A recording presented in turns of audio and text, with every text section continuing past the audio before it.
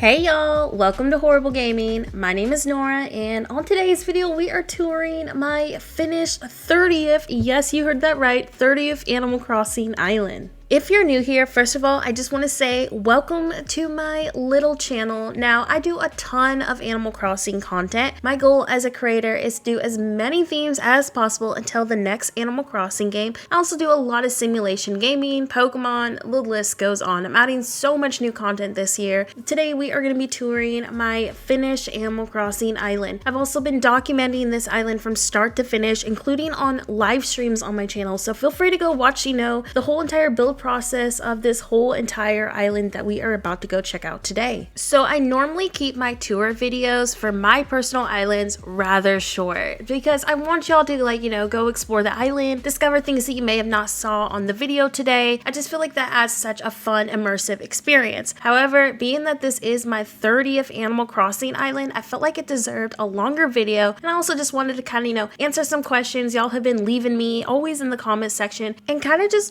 talk more about the build process of, creating islands like you're seeing today. Now, I may be definitely taking this audio in probably one big take, so expect stutters. Maybe I'll repeat words over and over, but I really want y'all to kind of, see my authentic self on my videos. If you don't follow my live streams, you may not be aware of how my build process goes. Maybe you're new to my channel and you're finally picking up Animal Crossing for the first time in weeks, or you're a new player and you want to see how to make stuff like we're checking out today. Regardless, I'm gonna be just talking about how I get through burnout, how I build things like this, and where I get my inspo, and so much more. So we will be talking about this through the tour today. I'm just gonna basically wander through my island, show y'all all the different areas on it, and talk about everything that I can think of, because this is amazing to me. The fact that I have not, stopped playing Animal Crossing. I really truly thought that I was gonna be burnt out on this game last year. I was ready to honestly move away from Animal Crossing. Then I fell all over in love with it again. To summarize everything, I am not going to be stopping Animal Crossing content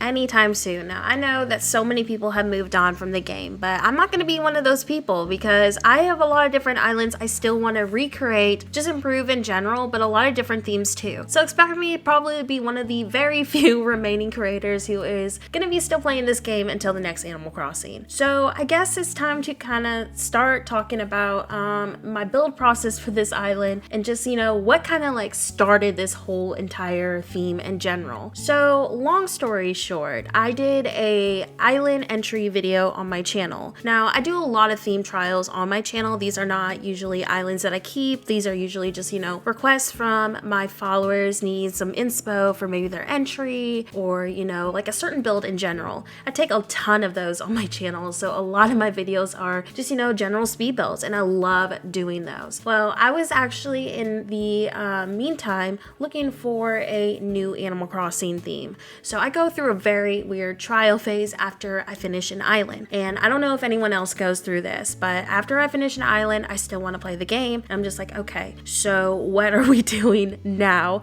I have no idea where to start. I don't know what theme I want to create. I don't feel inspired. So I just went for this entry that we started on this island today, which was a abandoned basketball court. In the video, I was like, look y'all, this is probably not going to be my next island theme. I'm just tackling a general request from one of my followers, and then I lied.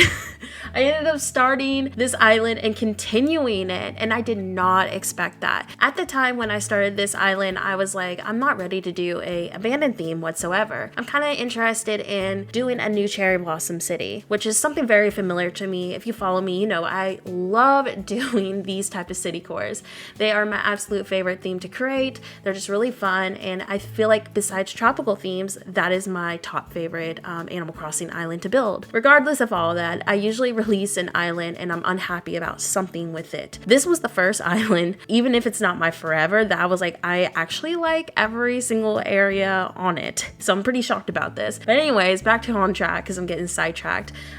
This was supposed to be just a general general theme build to maybe inspire somebody out there. But I surprised myself. So with all this being said, if you are wanting to play Animal Crossing, you don't know what theme you want to do, try something random that you think that you would never feel inspired to do, let alone just create in general, because that is the result of this 30th Animal Crossing island today. Another thing that really shocked me too about this island is I'm a huge sucker for structural builds. We do a lot of that on my channel, so if you are new to Animal Crossing and you're wanting to do a city-like island, I have tons of tutorials and I provide codes in the video's description always that can kind of get you started on progressing to creating something like we're seeing today. This island really does not have any structural builds. There's like maybe two, and I think it's the factory and the abandoned 7-Eleven. Other than that, it's very similar to another island in a way that I created last year called Oakville.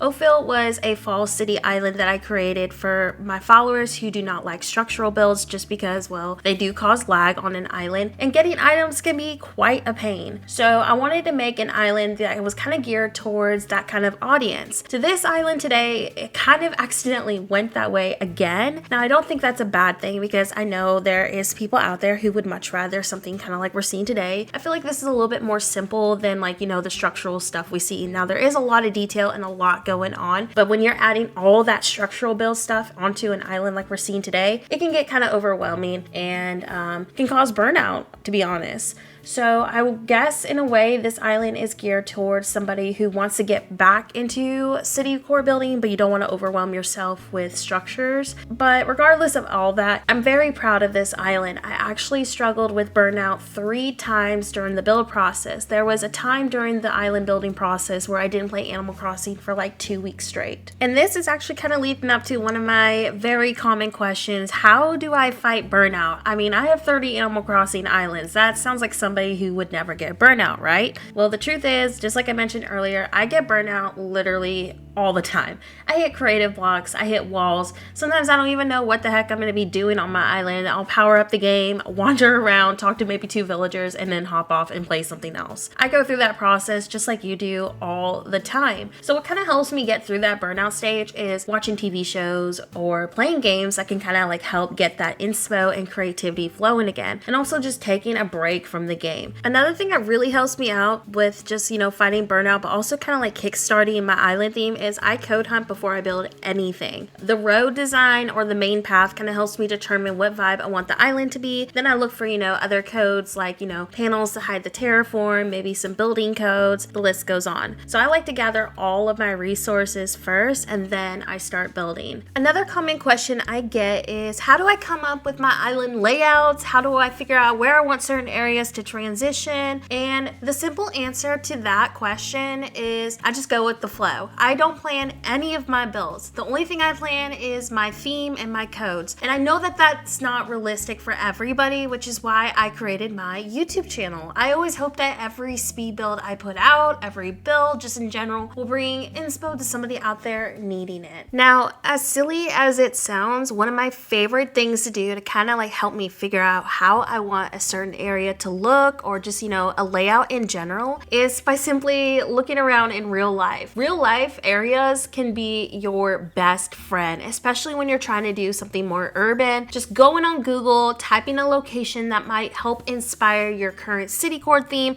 or even a natural, it really will help kind of spike those creativity juices. Another thing I love to do when I'm finding inspiration is even sometimes referring to fellow creators. There has been many times where a fellow content creator has done maybe a build or a little theme trial and I've seen it and I'm like, oh my gosh, that's exactly what I want to do, and then I'll do an island theme around it. So in general, those are all the things that I do to find inspo for my current island themes. Anyways, as we're nearing the end of this video, I just want to say thank you again for all the love on the channel. We're so close to 40k subs. Also just want to say thank you too for the encouragement on keeping this island theme. I was really nervous about doing it, and honestly, this is definitely one of my most favorite builds I think I've done in a very long time. I hope everyone who visits has a great time, gets a lot of Animal Crossing inspo. If you take any photos, feel free to tag me on my Instagram or Twitter. You will be able to find the dream address at the end of this video. And with that being said, thank you so much for watching and have a horrible day. I'll see you next video.